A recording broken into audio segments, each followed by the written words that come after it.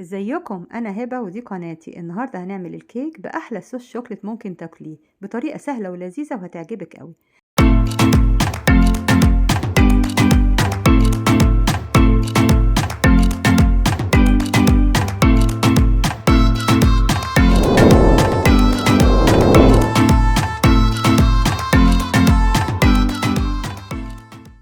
مقادير الكيك: كوبايتين دقيق، كوبايه وربع سكر، 2 بيضه معاها معلقه صغيره فانيليا، كوبايه كاكاو خام ويفضل يكون لونه فاتح مش غامق، نص كوبايه سمنه او سمنه على زيت، كوبايه لبن دافي، معلقه صغيره قهوه سريعه الذوبان، ورشة ملح، ومعلقة كبيرة بيكنج باودر، معلقة صغيرة بيكربونات. هناخد البيض والفانيليا والسكر ومضرب البيض اليدوي هنفضل نقلب فيه كده لحد ما السكر يدوب في البيض خالص، وبعدين هننزل عليهم نص كوباية السمنة، وبعدين اللبن، وبعدين الكاكاو، والمضرب في ايدك كده تقلبي كويس. هنضيف بعد كده بقى الدقيق.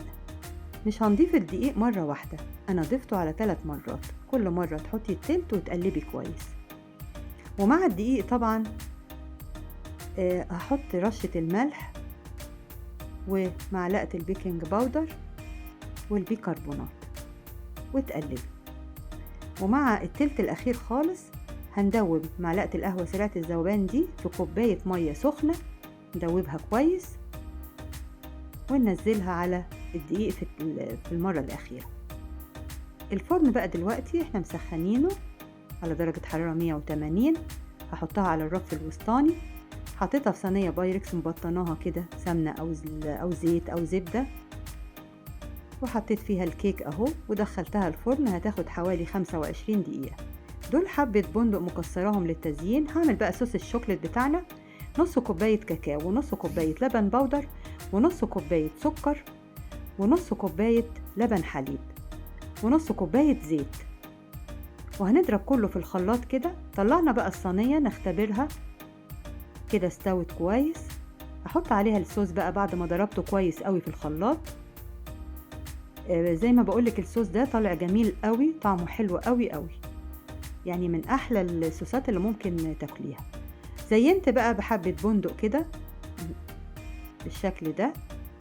انتي ممكن تزيني بحبة فول سوداني، ممكن تحطي جوز هند، ممكن تعملي شوكليت مبشورة، يعني التزيين ده دايما بتاعك. هنحطها في التلاجة من ساعة لساعتين. هتطلع بقى من التلاجة نقطعها وقدميها بقى بألف هنا، هتعجبك قوي. شايفة الكيك هش كده وجميل،